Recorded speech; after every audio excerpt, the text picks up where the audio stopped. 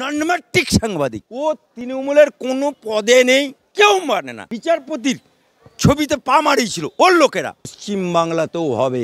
গ্রাম উন্নয়ন দপ্তরে কাজু খেলো, কিশমিশ খেলো, বিস্কুট খেলো, কফি খেলো, কাজ করতো তা পাত্তা পেত না। বইয়ের কাপড় কাচে আর সন্ধে হলে সোনা পাউডার মেখে ক্যামেরার সামনে দাঁড়িয়ে যায়। শুধু অ্যামেন্ডমেন্ট হয়েছে, অর্থাৎ মাল একই, খালি বোতলটা পাল্টেছে। কে বলছে? কুণাল ঘোষ। বাপমা নাম রেখেছে কুণাল ঘোষ আর জনগণ নাম রেখেছে ছিনাল ঘোষ।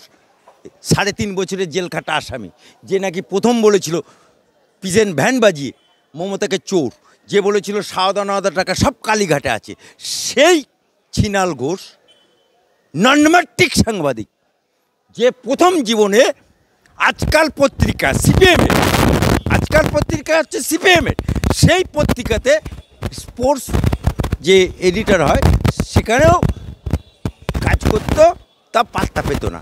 ওকে আজকাল অফিসে টুলে বসতে হতো, চেয়ার দিত না। আজকাল অফিস ছেড়ে উনি পরবর্তীকালে এসে টুটু বসুর পায়ে ধরে প্রতিদিনে যোগদান করে, প্রতিদিন পেপারটাকেই তুলে দিচ্ছিল। সেই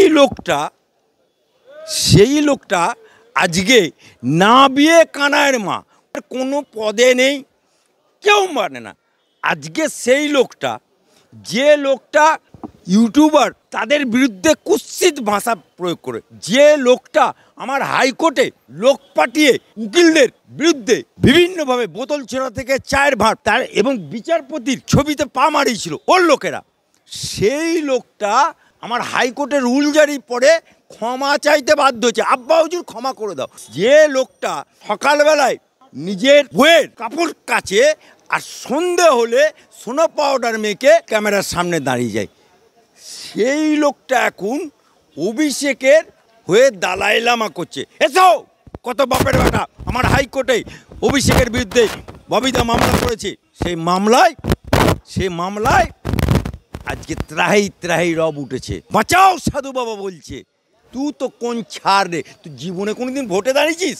হ্যাঁ, ভুয়ো 7 লক্ষ ভোটে জেতা, আমি সেই জবাব আমার হাইকোর্ট নেবে এবং বিচার হবে এবং প্রমাণ হবে যে ভুয়ো 7 লক্ষ ভোটে জেতা ওর অভিষেক ব্যানার্জি।